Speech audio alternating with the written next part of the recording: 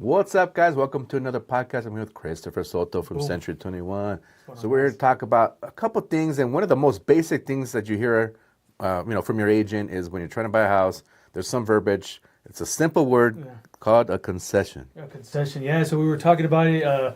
What is a concession, right? And is it?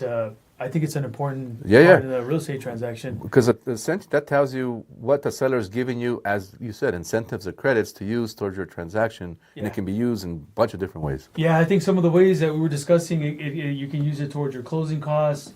If you want to buy the rate down, some repairs. What else? A 2-1 buy down. So if you 2-1 want to do a 2-1 buy down, which is a temporary buy down, Yeah. you can use it. Actually, you know what? You can also say, hey, look, I don't want the money. Let's lower the price by that same amount. Yes. So if I don't want to use a full 20,000 concession, I say, you know what? Just give me 10 and lower the price by 10. Yeah. I you mean, could do there's that. ways that you can apply it and make changes to make sure that it works in your favor. Yeah, because I think if a buyer has the funds, then why roll it into the loan, right? Because Yeah. in the sense they'll be financing less. Right. So So- sometimes that works out better, especially in the long run, because you owe less as you go. Yeah.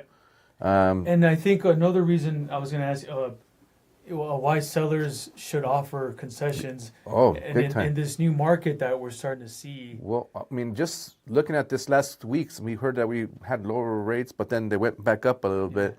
So we're going to be in a constant roller coaster. So as a seller, in my opinion, you're still going to have to offer concessions or credits to the buyers to keep them interested in your property, especially if you don't have the most ideal property, the most upgraded property that you're selling. You're going to have to create some kind of a way to push people your way, you know? Yeah, to make it more attractive. Uh-huh. Yeah, and avoid having to do some Yep. price cuts as well. And you also have to remember, depending on the type of financing you have, Oh, there, yes. there is going to be also a max amount of concession that the seller can give you.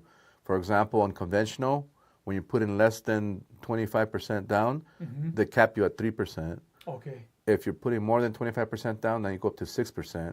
On FHA, it's 6%. VA, it says it's 4%, but Yeah, it does. VA allows you to put monies towards discount points or rate buy downs, and that doesn't count towards that 4%. Oh. So there's ways to do it, but for the most part, rule of thumb is 4%. Yeah. There's not a lot of sellers that give you more than 4% anyway. Yeah, But, it's so usually like a what, 1 to 3% max? yeah. Roughly. It depends on the sales price. Yeah. Yeah. But yeah, so different financing, there's different max that you're allowed. Yep. So that's what concessions is, guys. Yeah, so make sure you reach out to us if you have any more questions about this, especially right now in this market, because we're going to start seeing this upward and downward trend of rates. So it's not going to be a perfect market, but we think that this year's going to be better. Yeah. So we're here to help you guys. Let us know. See ya.